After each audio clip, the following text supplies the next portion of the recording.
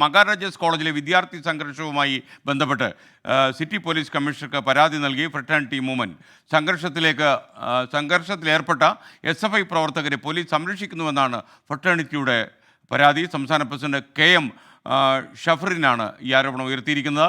അശ്വിൻ പാലാഴി വിവരങ്ങളുമായി കൊച്ചിയിൽ നിന്ന്. അശ്വിൻ, പറയൂ.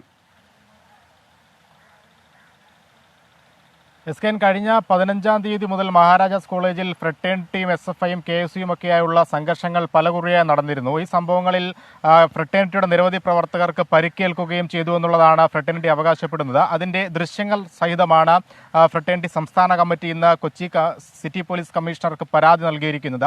ഈ പരാതിയിൽ SFIയുടെ മഹാരാജാസ് യൂണിറ്റ് സെക്രട്ടറിയൊപ്പം കോളേജ് യൂണിയൻ ഭാരവാഹികളടക്കം ഈ ഫ്രട്ടേണിറ്റിയുടെ പ്രവർത്തകരെ മർദ്ദിക്കുന്ന ദൃശ്യങ്ങൾ അവർ മൊബൈലിൽ പകർത്തിയത് കമ്മീഷണർക്ക് കൈമാറി. അതിനോടൊപ്പം തന്നെ SFIക്കാർ തന്നെ ഇത്തരത്തിലുള്ള ദൃശ്യങ്ങൾ അവരുടെ പേര് സഹിതം വാട്സപ്പ് സ്റ്റാറ്റസുകളെ പ്രചരിപ്പിക്കുന്നുണ്ട്. ആ ദൃശ്യങ്ങളും ഇവർ കമ്മീഷണർക്ക് കൈമാറിയിട്ടുണ്ട്. ഇതിന്റെ അടിസ്ഥാനത്തിൽ ഇവർക്കെതിരെ കേസെടുക്കണമെന്നുള്ളതാണ് ഫ്രട്ടേണിറ്റിയുടെ ആവശ്യം.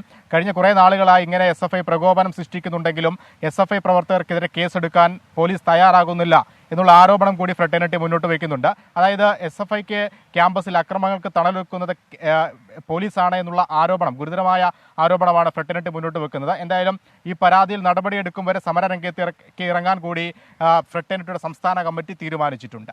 SK. Okay, thank you Ashwin Palazhi.